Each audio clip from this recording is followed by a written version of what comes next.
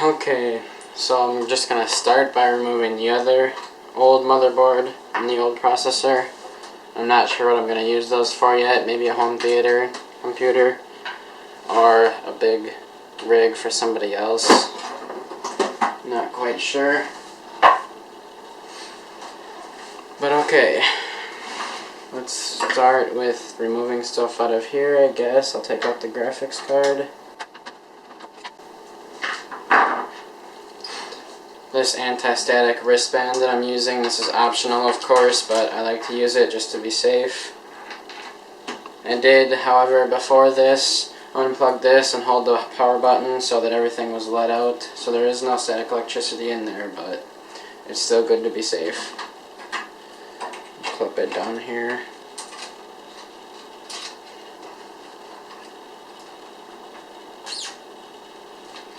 Okay. Oops. I just tried pulling that out without flipping the thing. That's not good.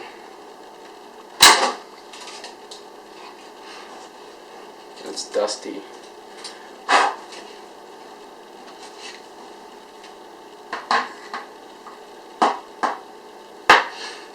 Okay. Next thing I'm going to do is unplug this. Wow, this wasn't even plugged in all the way. That is not good. I'm going to take the RAM out first.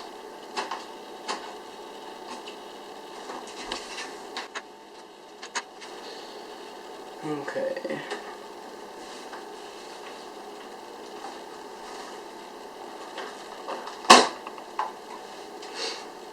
Let's take out this other 4-pin.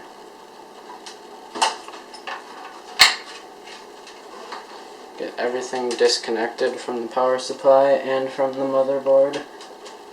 Alright, so I think that's the best. I'm going to get the camera set up for this.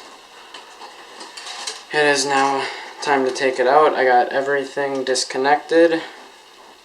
At least I hope so. No, I'm just kidding, I did. I got everything disconnected. Okay, where's my screwdriver? So, I gotta take out these screws here.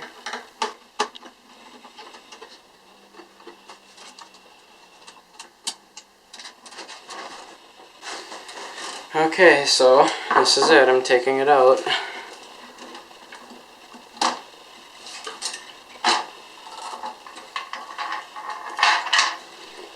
Okay, sorry about that. My camera always seems to overheat when it shouldn't. But all I did was move all those cables that were there out of the way. And I took out the I/O shield. That was really easy. I just popped it from the outside to the inside and pulled it out. I'm going to put the new I/O shield in. I'm not sure if I need new pins. I'm looking through the packages and I didn't see any pins that came with the motherboard, which is weird. They should either way, but I'm just going to put it on those pins and hope that it's okay. Unless they're in the back. Nope, no extra pins, so I don't know. So I'm pretty sure it's just supposed to pop in. Although I have never done this before, so. Yep, just pops right in. Kind of have to force it, but yeah, I got it. Okay, hold on. I'm going to look around more and see if I can find those gold pins, because the other motherboard was this big, but the new one is this big, so there should be more pins. So I'm going to look for those. Okay, well, I couldn't find the gold pins anywhere, so what I'm going to do is just be ghetto and move the pins around and screw in as many as I can. I know that's probably not a good idea, but I have enough in there that I can get it in tight, so I am just going to see what I can do. Now, I have to be very careful not to scratch the motherboard here. Okay, I'm going to move this out of the way a bit more. Okay, so what you just missed was I moved some gray pins around and I had to screw them in down farther because the motherboard was too high to fit into the I/O panel. So now I'm going to put it in again. Gotta be very careful not to scratch it. I'm hoping it'll fit this time. Finally got it in. I just kept moving it around and it just sunk down under the screws, so it didn't come with any screws either. I don't know if they forgot that, if they forgot the screws and the pins or what, but it came with no screws and no pins, so I'm kind of upset about that. I don't know why that is, but oh well. I'm gonna screw it in now.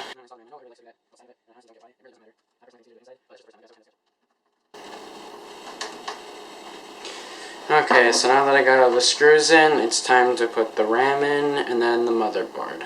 Not the motherboard, why did I say that? The processor. I'm just going to open all these because it's easier that way. I've seen that one in each is the best way to do this, so that's how I'm going to do it. You'll see what I mean by that later if you don't already know. One there, and then one over here in this set of DIMMs. Okay, make sure those are in tight. And now the processor. Just gotta find the arrow, of course. Lift up the socket. Drop it in. You shouldn't have to force it at all. It'll just drop right in. And close the socket, and that's it. It's just as easy as that. So now I'm going to wipe it off a little bit. Make sure it's nice and clean. And that actually doesn't feel secure. Yeah, see, I can lift that right out. I didn't do it correct. Let's try this again. Oh wow, I put that... No. I did it right. There we go. Okay, that time I got it in. This might be a little tough to push down, but okay, see, now it's locked in place better. So I'll wipe it off once more because my hands probably just touched it. Make sure you get the entire thing. Don't want any finger grease or fingerprints on there because that could mess it up. So next is installing this, and the thermal paste is pre-applied. Yep, it is. Probably shouldn't have touched that. I'm not sure if that'll mess it up. You guys tell me, please. But I'm still going to install it because, yeah. So let's find where my CPU fan is. It's right there, so I will do it this way.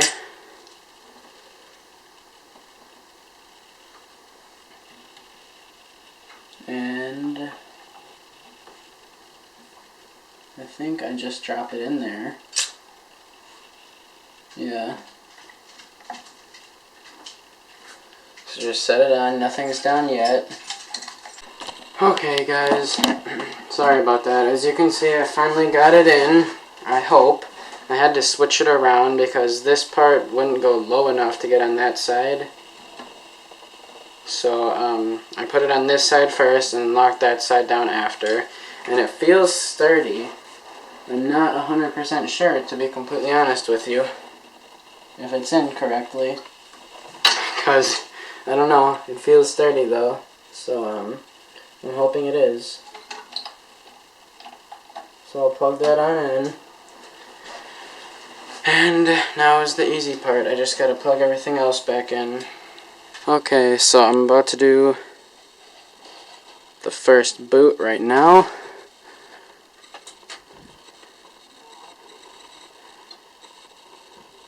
And, okay. That's a good sign.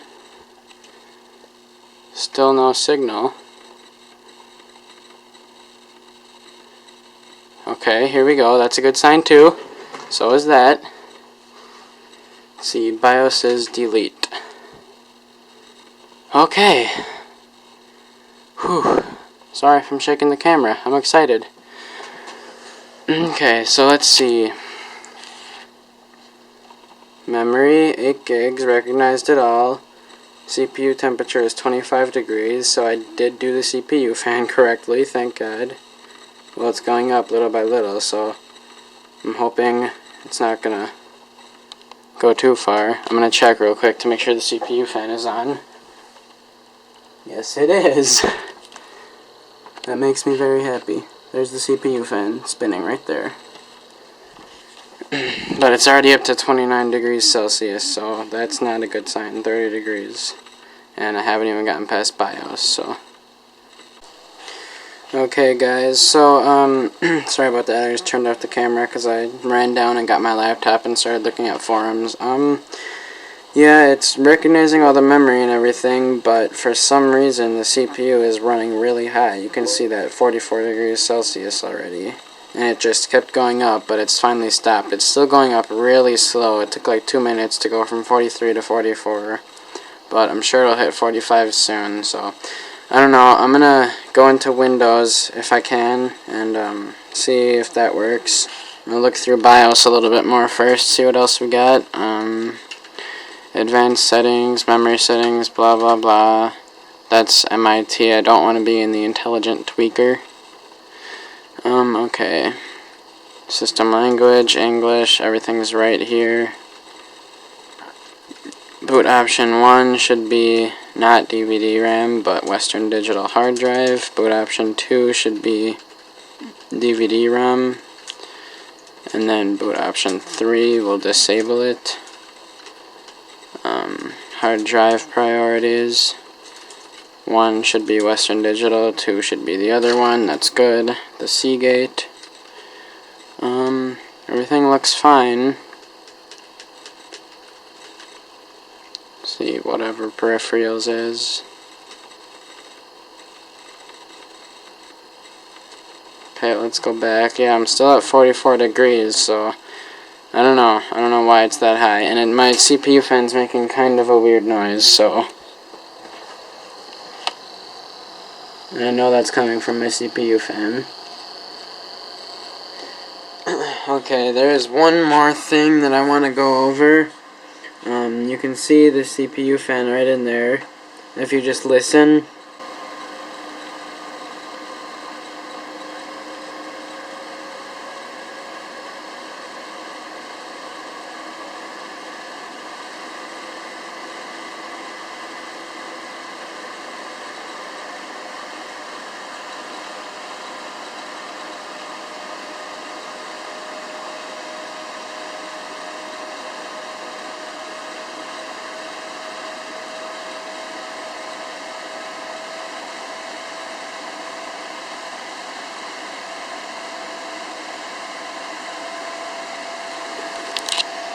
I'm gonna check the temperature real quick.